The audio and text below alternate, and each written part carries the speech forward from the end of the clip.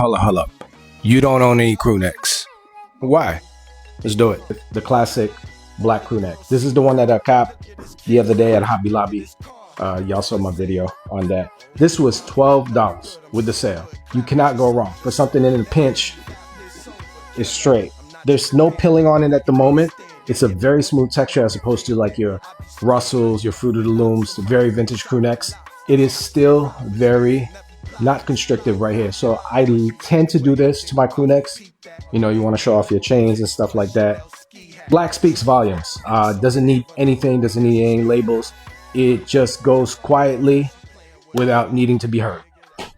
So the black one was a Gildan large. This one is a Teltex extra large. You can find this on eBay as well, especially the Teltex. I don't see them as often as I'd see Hanes, Fruit of the Loom, or Gildan on shelves, particularly for Hobby Lobby or Michael's, any arts and crafts kind of store.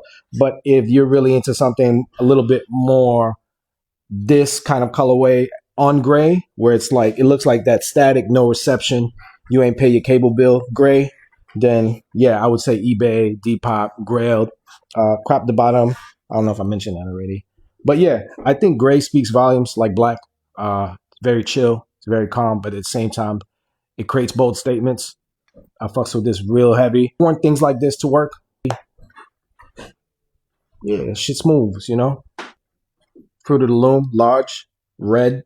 Don't know the exact red, but this is eventually what the Gildan's going to look like as it goes through wear, wash, and all that. So there's a bit of pilling here. If any of y'all can see that, excuse that mess right there.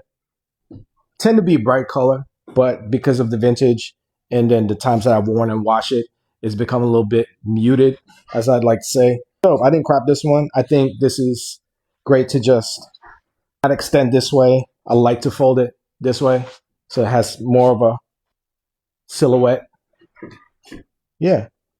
For storage, though, I would fold it on top of each other, your crew necks, nicely. I would not advise in a hanger. I don't care if you're using the suit hangers with the larger shoulders on it. Over time, if you do that, that will create some stretching on the neck. And even so worse, with a thinner hanger, you're going to get that pinch right here. That's probably one of the worst things you could do for a garment like this, especially if it's cashmere.